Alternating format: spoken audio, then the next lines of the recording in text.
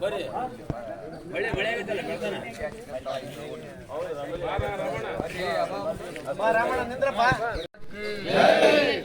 ಆನಕಲ್ಲ ಕುಮಾರ ಶಿವಯೋಗಿ ಜಯಂತಿಗೆ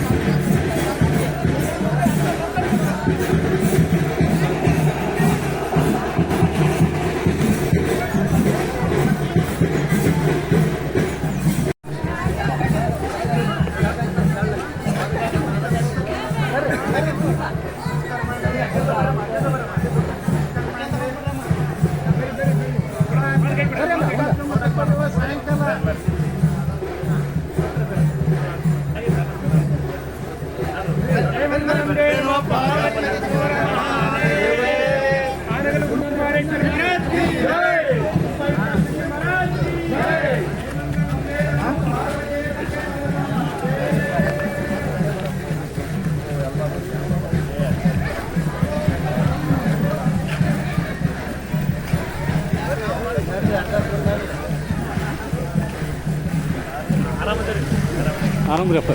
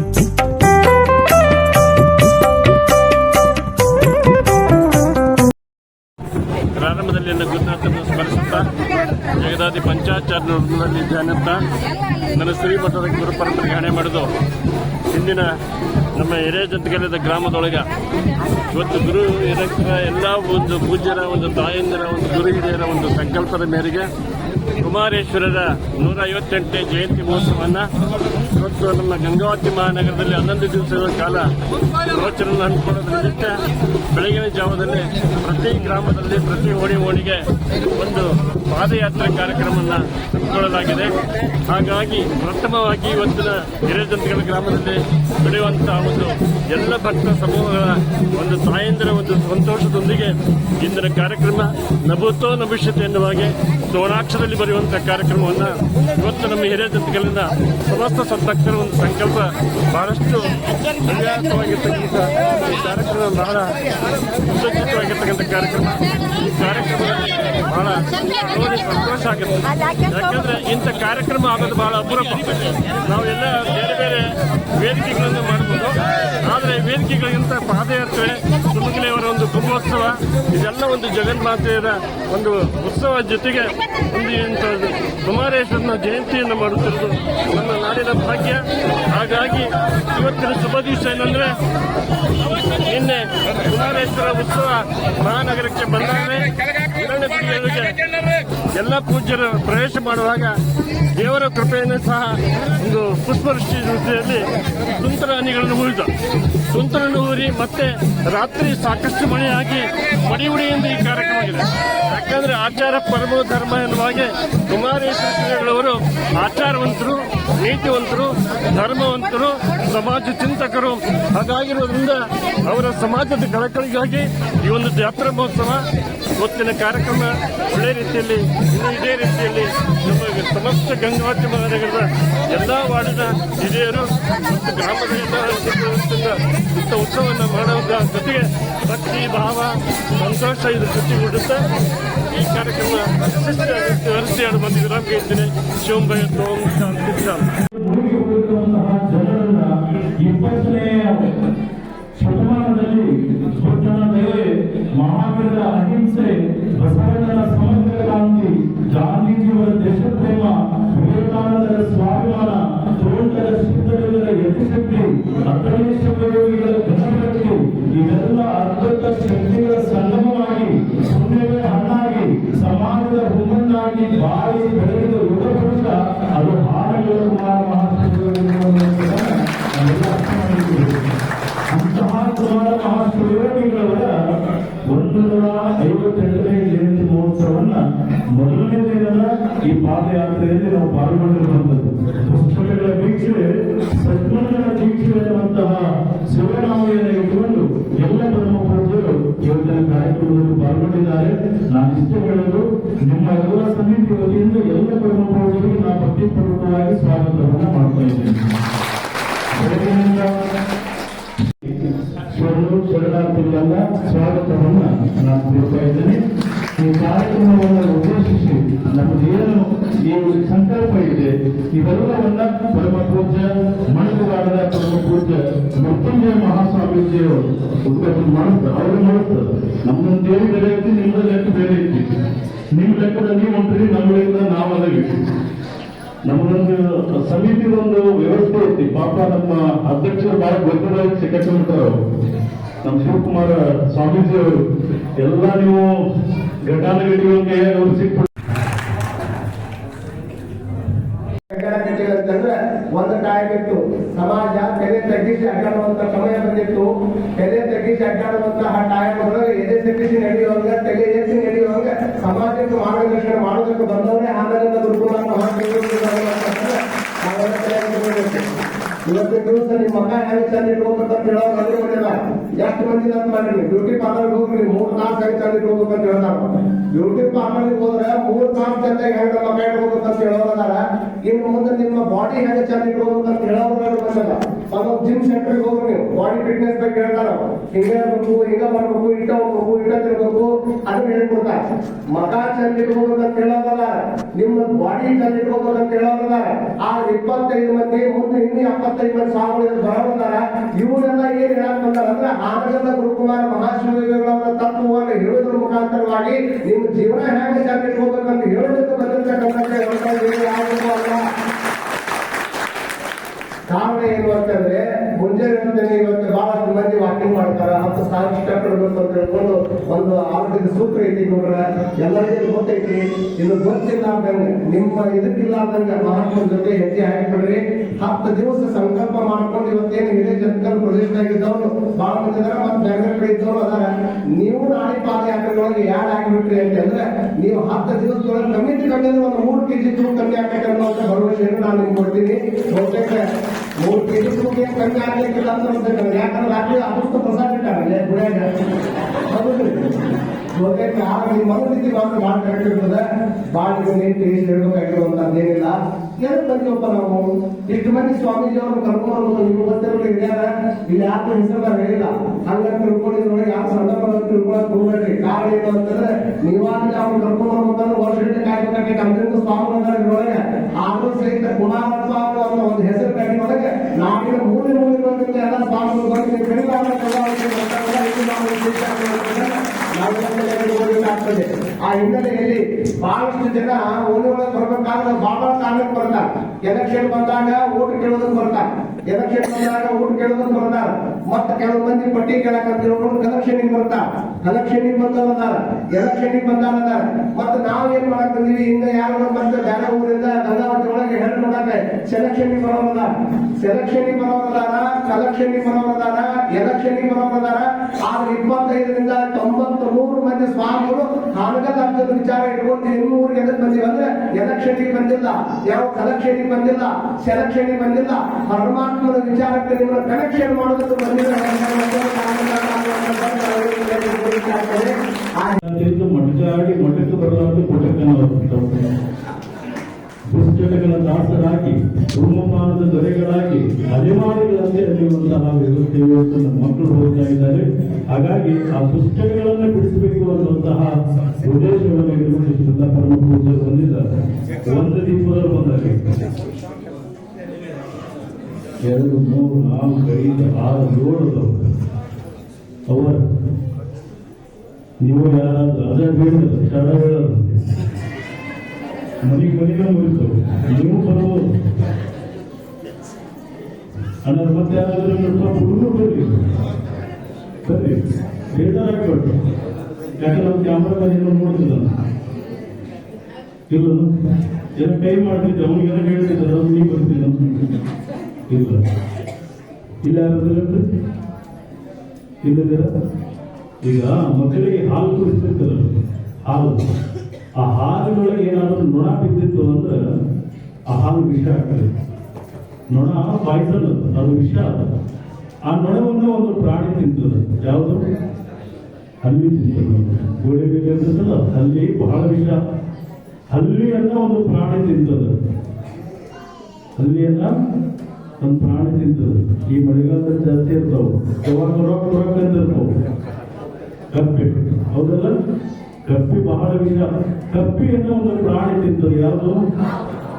ಎಷ್ಟು ಚೆನ್ನಾಗಿರ್ತದೆ. ಹಾವನ್ನ ಒಂದು ಪ್ರಾಣಿ ತಿಂತದೆ. ಯಾವುದು? ಇಲ್ಲ, ಅದು ನೀವು ಸಾಕ್ತೀರಿ. ಮುಂದೆ ಸಾಕ್ತೀರ? ಮುಂದೆ ಕಚ್ಚುತ್ತೆ ಅದು. ಮತ್ತು ವನಸ್ಪತಿ ತಿಂತದೆ, ಹುಷಾರಾಗ್ತದೆ. ಏನ್ ನಮ್ಮನ್ನ ಏನು ಹೇಳ್ತಾರೆ? ಕೋಳಿ ಕೋಳಿ ಅಂತ ಹೇಳಂತ ನಮ್ಮನ್ನ. ಕೋಳಿಯನ್ನ ಒಂದು ಪ್ರಾಣಿ ತಿಂತದೆ. ಯಾವುದು? ಯಾರ ವಿಷಯ? ಷಟ್ಪದಿ ನೊಣ ವಿಷವೆಂದರೆ ಚತುಷ್ಪದಿ ಹಲ್ಲಿ ಲಂಗಿ ಬದುಕಿತಯ್ಯ. ಹಲ್ಲಿ ಘನ ವಿಷವೆಂದರೆ ದ್ವಿಪದಿ ಕೋಳಿ ಲಂಗಿ ಬದುಕಿತಯ್ಯ. ಕೋಳಿ ಘನ ವಿಷವೆಂದರೆ ಅದನ್ನು ತಿಂದು ನಲಿಯುವ ಮಾನವ, ವಿಷಕ್ಕಿಂತ ವಿಷ ಜಂತು ನೋಡ ಅಂತ ಹೇಳ್ತಾರೆ. ಜಯಂತಿ ಪ್ರಯುಕ್ತ ಭಾಗದಲ್ಲಿ ಅವೆಲ್ಲರೂ ಆಗಮಿಸಿದಂತ ನಾಡಿನ ಅನಗತ ಮೂರ್ತಿಗಳ ಪಾಲ್ಗೊಳ್ಳುವವರಿಗೆ ಹಿರಿಯ ಅವರಿಗೆ ಅಗತ್ಯ ಹಾಗೂ ಈ ಒಂದು ಅಖಿಲ ವಿಷಯ ಮಹಾತ್ಮಾಗಳು ಅನಗಲ ಕುಮಾರೇಶ್ವರ ಜಯಂತಿಯ ಸಮಿತಿಯವರಿಗೂ ಎಲ್ಲ ನಮ್ಮ ಊರಿನ ಗುರುಗಳು ಹಾಗೂ ಮುದ್ದಾಡೇಶ್ವರ ಸೇವಾ ಹಾಗೂ ಮಹಿಳಾ ಸಂಘಗಳು, ಸಚಿವ ಸಂಘಗಳು, ಆಡಳಿತ ಸಂಘಗಳು, ಎಲ್ಲ ಅನೇಕ ಸಂಘ ಸಂಸ್ಥೆಗಳಿಂದ ಎಲ್ಲ ಸದ್ಗುರುಗಳು, ಎಲ್ಲ ಹಿರಿಯರಿಗೂ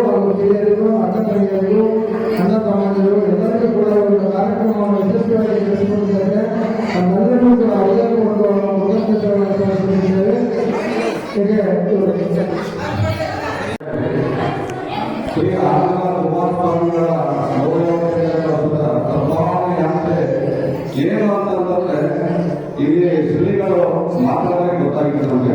ಆಮೇಲೆ ಪ್ರತಿಯೊಂದು ಕಾರ್ಯಕ್ರಮದಲ್ಲಿ ದೀಪದ ಬಗ್ಗೆ ಹಚ್ಚಿ ಕಾರ್ಯಕ್ರಮ ಮಾಡ್ತಾ ಇದ್ರು. ಆ ದೀಪದ ಮಹತ್ವ, ದೀಪ ಹಚ್ಚುವ ಮುಖಾಂತರ ದುಷ್ಕರ್ಮಗಳ ಶಿಕ್ಷೆ ಎನ್ನುವಂತಹ ಒಂದು ಆಂದೋಲನವನ್ನ ಗುರಿ ಇಟ್ಟುಕೊಂಡು ಇವತ್ತು ಈ ಒಂದು ಕಾರ್ಯಕ್ರಮವನ್ನ ಮಹಿಳೆ ಜಾಗೃತಿಗಳಲ್ಲಿ ಶ್ರೀಗಳು ಇದನ್ನ ಪ್ರಾರಂಭವಾಗಿ ತಿಳಿಸಿದ್ದಾರೆ. ಇದು ಈ ಒಂದು ಮಾಹಿತಿಯನ್ನ ಇಡೀ ಗಂಗಾವತಿ ನಗರದ 10 ದಿನಗಳ ಕಾಲ ನಡೆಯಲಿದೆ. ಈ ಒಂದು ಕಾರ್ಯಕ್ರಮಕ್ಕೆ ಬಂದಂತ ಹಿರಿಯ ಗಂಗಾವತಿಯ ಸಕಲ ಭಕ್ತರಿಗೂ ಮತ್ತು ಮಾತೆಯರಿಗೂ, ಮಹಿಳೆಯರಿಗೂ, ಯುವಕರಿಗೂ ತಮ್ಮ ಮನದಾನಿಂದ ಸಹಕರಿಸಿದಂತ ಎಲ್ಲರಿಗೂ ಅವರೇ ಸಮಿತಿಯ ಪರವಾಗಿ, ಹಿರಿಯ ಪರವಾಗಿ, ಎಲ್ಲ ಸ್ನೇಹಿತರ ಪರವಾಗಿ ಧನ್ಯವಾದಗಳನ್ನು ಅರ್ಪಿಸುತ್ತೇವೆ.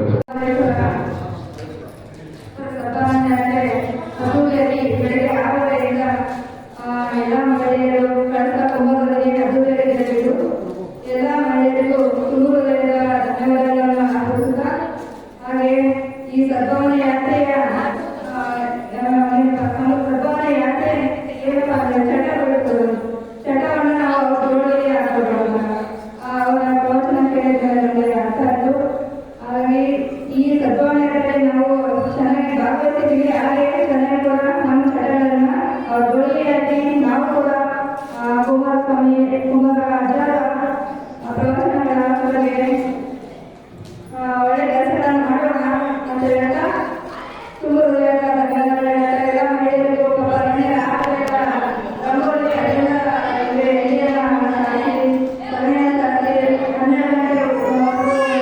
ಹಾಕಿ ಹೂವನ್ನ ಬಿಡಿಸಿ ಚೆನ್ನಾಗಿ ಅಲಂಕಾರ ಮಾಡಿದ್ರು. ಪಾಪ ಮಳೆಯ ಇರಲಿಲ್ಲ, ಹಾಗಾಗಿ ಯಾರು ಚೆನ್ನಾಗಿ ಚೆನ್ನಾಗಾಯಿತು. ತುಂಬ ಧನ್ಯವಾದಗಳು ಎಲ್ಲರಿಗೂ. ತುಂಬ ಧನ್ಯವಾದಗಳು.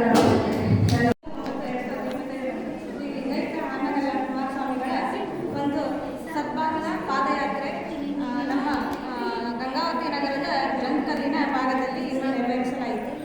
ಎಲ್ಲ ಮಹಿಳೆಯರು ಅತಿ ಪುಸ್ತಕದಿಂದ ಕುಂಭ ಮತ್ತು ಕಳಸಗಳೊಂದಿಗೆ ಎಲ್ಲ ಅಜ್ಜಾರಗಳನ್ನು ಬರಮಾಡಿಕೊಂಡು ಪ್ರತಿಯೊಂದು ಗ್ರಂಥಕಲ್ಲಿನ ಒಂದೊಂದು ನಗರ ಬೀದಿಗಳಲ್ಲೂ ಪಾದಯಾತ್ರೆಯನ್ನು ಮುಗಿಸಿ ನಂತರ ಬಂದಂಥ 25 ಜನಗಳ ಅಜ್ಜರ ಸ್ವಾಮೀಜಿಗಳ ಪ್ರವಚನವನ್ನು ಕೇಳಿ ಮತ್ತು ಈ ಕಾರ್ಯಕ್ರಮದ ಮೂಲ ಉದ್ದೇಶ ದುಶ್ಚಟಗಳ ಭಿಕ್ಷೆ ಸದ್ಗುಣಗಳ ಶಿಕ್ಷೆ ಅಂತ ಆ ಕಾರ್ಯಕ್ರಮವನ್ನು ಅತಿ ಪುಸ್ತಕದಿಂದ ಎಲ್ಲರೂ ನೆರವೇರಿಸಿಕೊಟ್ಟು ತುಂಬ ಖುಷಿಯಾಯಿತು. ಎಲ್ಲರೂ ನೆರವೇರಿಸಿದ್ದು, ಎಲ್ಲರೂ ಮಾತಾಡಿದ್ದು ತುಂಬ ಖುಷಿಯಾಯಿತು. ಈ ಕಾರ್ಯಕ್ರಮವನ್ನು ಯಶಸ್ವಿಗೊಳಿಸೋದಕ್ಕೆ ಎಲ್ಲ ಮಹಿಳೆಯರಿಗೂ ಮತ್ತು ಪುರುಷ ಘಟಕದವರಿಗೂ ಪೂರ್ವಕ ಧನ್ಯವಾದಗಳು.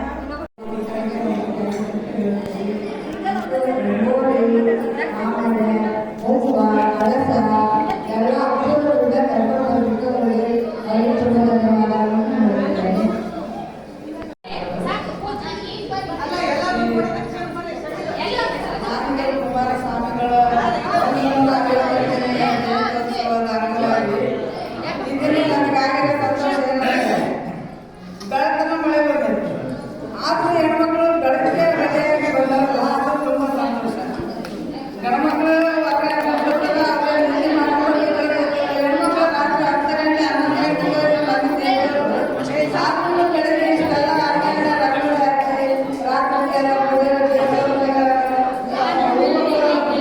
ಬಾಗಿಲು ಮಾಡಿ ನಾವೆಲ್ಲ ಹೋಗಿ 10 ಗಂಟೆಗೆ ಬಂದಿದ್ವಿ. ಮಳೆ ಚೆನ್ನಾಗಿ ನಾವು ಬಂದಿದ್ವಿ. ಮಳೆ ಚಾಲು ಆಗ್ತವೆ. ಕಾರ್ಯಕ್ರಮ ಒಂದು ಅರ್ಥವಾಗಿ ನಡೆಯಕತ್ತಿತ್ತು. ಆ ಶಬ್ದಕ್ಕೆ ಕರೆಂಟ್ ಇದೆಯಲ್ಲ, ಹಾಗಾಗಿ ಆದರೂ ಅಷ್ಟು ಆಲ್ರೆಡಿ ಯಾರು ಕನಿಷ್ಠ 7 ಅಟೆಂಡ್ ಆಗಲ್ಲ. ಅದು ತುಂಬ ಸಂತೋಷ. ಇಂಥವರ ಕಾರ್ಯಕ್ರಮಗಳು ನಮ್ಮ ಹಿರೇಗಂಟಿಗಳ ಗ್ರಾಮದಲ್ಲಿ ಆಗಾಗ ಮೇಲಿಂದ ಮೇಲೆ ನಡೀತಾ ಇದ್ರೆ ಇನ್ನು ಎಲ್ಲ ಮಹಿಳೆಯರಿಗೂ ಇನ್ನೂ ತುಂಬ ಸಂತೋಷ ಆಗ್ತಿರ್ತಾವ.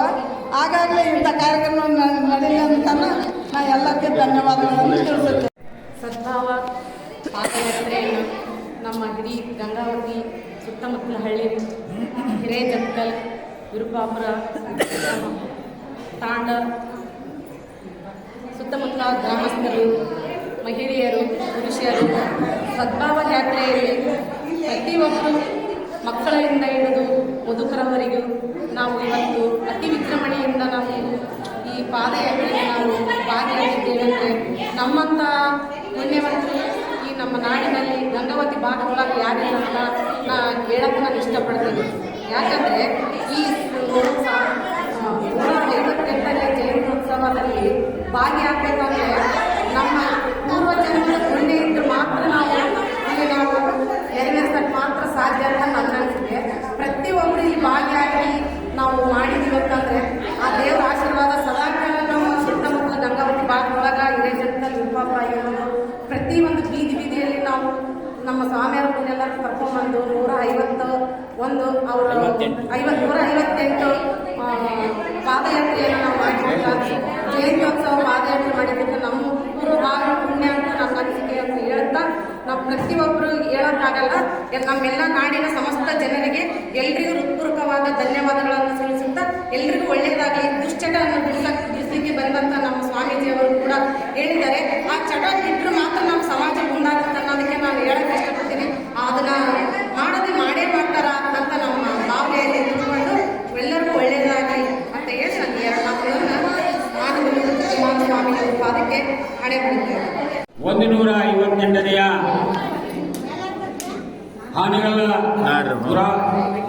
ಆನೆಗಳ ಕುಮಾರ ಮಹಾಸ್ವಾಮಿಗಳ ಒಂದು ಜಯಂತಿಯನ್ನ ಈಗಾಗಲೇ ನಮ್ಮ ಎಲ್ಲ ಹಿರಿಯರು ಕಾರ್ಯಕ್ರಮವನ್ನು ನಿಶ್ಚಯಿಸಿದ್ದು ಶಾಸಕರು, ಮಾಜಿ ಶಾಸಕರು ಹಾಗೂ ಮಾಜಿ MP ಅವರು, ಮಾಜಿ MLC ಅವರು ಹಾಗೂ ಮಾಜಿ ಕಾಡಾಧ್ಯಕ್ಷರು ಹಾಗೂ ಸರ್ವ ಧರ್ಮದ ಹಿರಿಯರು ಕೂಡಿ ಈ ಕಾರ್ಯಕ್ರಮವನ್ನು ಏರ್ಪಡಿಸಿದ್ದಾರೆ. ಅವರೆಲ್ಲ ಹಿರಿಯರಿಗೂ ಮೊಟ್ಟ ಮೊದಲಿಗೆ ಸಮಿತಿಯ ಪರವಾಗಿ ಅವರಿಗೆ ಹೃತ್ಪೂರ್ವಕವಾದ ಧನ್ಯವಾದಗಳನ್ನು ಹೇಳಲಿಕ್ಕೆ ಬಯಸ್ತೀನಿ. ಎರಡನೇದಾಗಿ ಪ್ರಪ್ರಥಮವಾಗಿ ಜಂಗಲಿನ ಸರ್ವ ಭಕ್ತಾದಿಗಳು ಅತಿ ಅದ್ಭುತವಾಗಿ ಬಾಜಾ, ಭಜಂತ್ರಿ, ಕಳಸ, ಕುಂಭ ಅದರ ಜೊತೆಗೆ ಸಾವಿರಾರು ಸಂಖ್ಯೆಯಲ್ಲಿ ಕೂಡಿ ಈ 5 ವಾರ್ಡಿನಲ್ಲಿ ಪ್ರವಾಸ ಮಾಡಿಸಿ ಈ ಕಾರ್ಯಕ್ರಮವನ್ನು ಯಶಸ್ವಿ ಮಾಡಿದ ಸರ್ವ ಭಕ್ತಾದಿಗಳು ಸಮಿತಿ ವತಿಯಿಂದ ಅವರಿಗೆ ಧನ್ಯವಾದಗಳನ್ನು ಹೇಳ್ತೀನಿ. ಜೈ ಹಿಂದ್, ಜೈ ಮಂಗಲಂ, ಜೈ ನಮ ಪಾರ್ವತಿ ಪರಮೇಶ್ವರ ಮಹಾದೇವ. ಕುಮಾರಸ್ವಾಮೀಜಿಯವರ 158ನೇ ಜಯಂತ್ಯೋತ್ಸವ ನಿಮಿತ್ತ ಈ ಅದ್ಭುತ ಕಾರ್ಯಕ್ರಮ ಇದಕ್ಕೆಲ್ಲ ಭಾಗವಹಿಸಿ ನಮ್ಮ ಹಿರಿಯ ಜಂತಕಲ್ಲಿನ ನಾವು ಎಕ್ಸ್ಪೆಕ್ಟ್ ಮಾಡಿದ್ದು 1,000 ಜನ, ಇವತ್ತಿನ ದಿವಸ 3,500 ಜನಸಂಖ್ಯೆ ಸೇರಿ ಅದ್ಭುತ ಕಾರ್ಯಕ್ರಮ ನಡೆಸಿಕೊಟ್ರು. ಇದೇ ರೀತಿ ಪ್ರತಿ ದಿವಸ ಪ್ರತಿ ವಾರ್ಡ್ನಲ್ಲಿ ಕಾರ್ಯಕ್ರಮ ಇರುತ್ತೆ ಮತ್ತು 10 ದಿನಗಳವರೆಗೆ ಶ್ರೀಮಠದಲ್ಲಿ ಜೀವನ ದರ್ಶನ ಇರತಕ್ಕಂಥ ಒಂದು ಕಾರ್ಯಕ್ರಮ ಇರುತ್ತೆ. ಪ್ರತಿ ದಿವಸ ರಾತ್ರಿ 6 ಗಂಟೆಗೆ ಎಲ್ಲರೂ ಆ ಕಾರ್ಯಕ್ರಮದಲ್ಲಿ ಪಾಲ್ಗೊಂಡು ಪ್ರಸಾದ ಸೇವಿಸಿ ಪೂಜ್ಯ ಶ್ರೀಗಳವರ ಕೃಪೆಗೆ ಆಶೀರ್ವಾದ ಪ್ರಾಪ್ತವಾಗಬೇಕಂತೇಳಿ ಎಲ್ಲರಿಗೂ ಧನ್ಯವಾದಗಳು. ಆನಗಲ್ಲ ಕುಮಾರಸ್ವಾಮಿಗಳ 158ನೇ ಜಯಂತ್ಯೋತ್ಸವದ ಅಂಗವಾಗಿ ಹಿರೇಜಂತಿಗಲ್ಲ ಗ್ರಾಮ ಮತ್ತು ಉತ್ತರಪುರ ನಗರ ಗ್ರಾಮದಲ್ಲಿ 25 ಜನ ಸ್ವಾಮಿಗಳ ಆಗಮನದಿಂದ ಇವತ್ತು ಅದ್ಧೂರಿಯಾಗಿ ಪಾದಯಾತ್ರೆ ಮೂಲಕ ನಮ್ಮ ಕುಂಬಾರ ಸಮಾಜದವರು ಸಹಿತ ಎಲ್ಲ ಸಮಾಜ ಸೇರಿ ಆ ಒಂದು ಪಾದಯಾತ್ರೆಗೆ ಅನುಕೂಲತೆಯನ್ನು ಮಾಡಿಕೊಟ್ಟು ಆ ಪಾದಯಾತ್ರೆ ಜೊತೆಗೆ ನಾವು ಎಲ್ಲರೂ ಸೇರಿ ಈ ಒಂದು ಹಿರೇಜಂತಿಗಲ್ಲ ಪುಣ್ಯಕ್ಷೇತ್ರದಲ್ಲಿ ಈ ಒಂದು ಪಾದಯಾತ್ರೆ ಮೂಲಕ ಎಲ್ಲರಿಗೂ ಒಳ್ಳೆಯದಾಗಲಿ ಅಂತೇಳಿ ಭಾವಿಸಿ ನಾನು 2 ಮಾತು